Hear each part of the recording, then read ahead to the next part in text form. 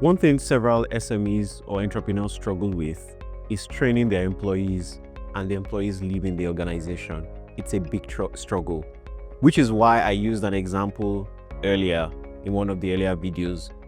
A CFO and a CEO having a conversation. The CEO says, let's train our employees. The CFO says, what if we train them and they leave? And the CEO answered, what if we don't train them and they stay? My name is Deji Adebusoye. I'm a partner at SMEs Capital, and I'm also the author of Scaling for Success, Empowering African SMEs.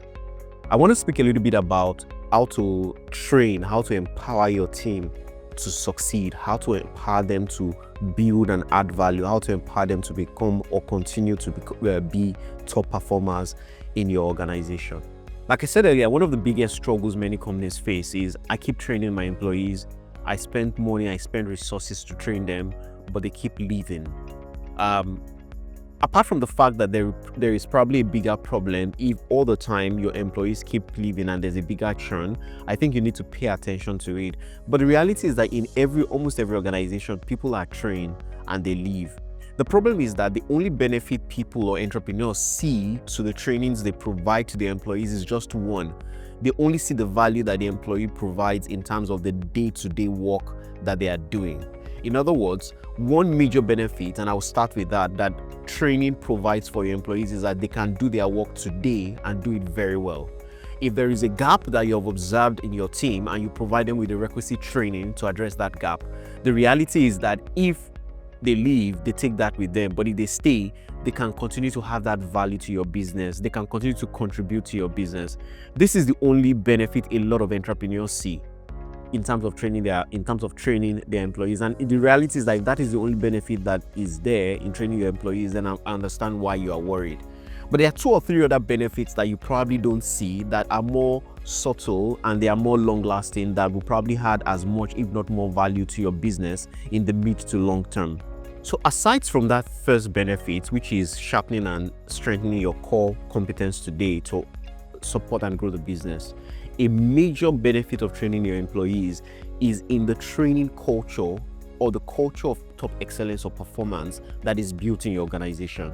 Many people don't realize this, but as you train your employees, hopefully they don't leave, but even if they leave, the reality is that there is that understanding in the community that when you work with this organization, they will train you.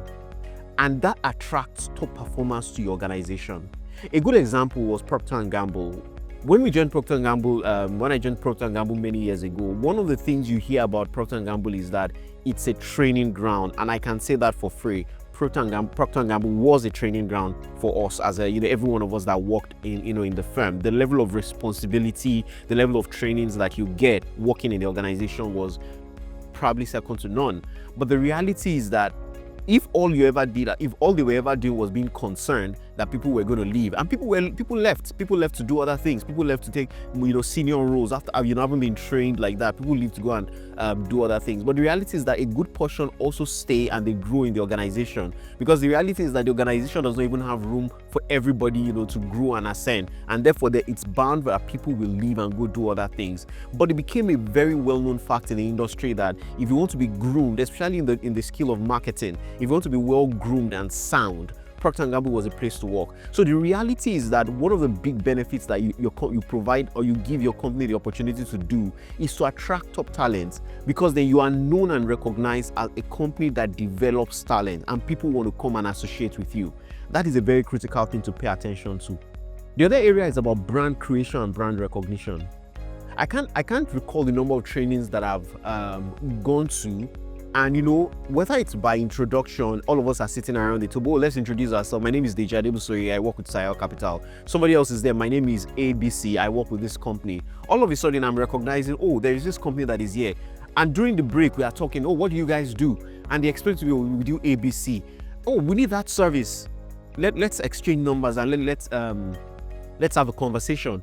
The reality is that is a contact, that is a network, that a brand recognition that you've created for your company by sending 1 or 2 people to go for a training somewhere. It creates recognition for your company. So even if that person leaves today, guess what has not left?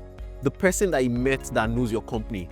The person that he met that has decided to do business with your company, that has not left with him. So that is an additional benefit you get by providing training to your employees. The last thing I'm going to talk about is the fact that even if your employees leave, if they've been well trained and they are strong performers, the company they go to quickly recognize that these are top performers. And where are they coming from?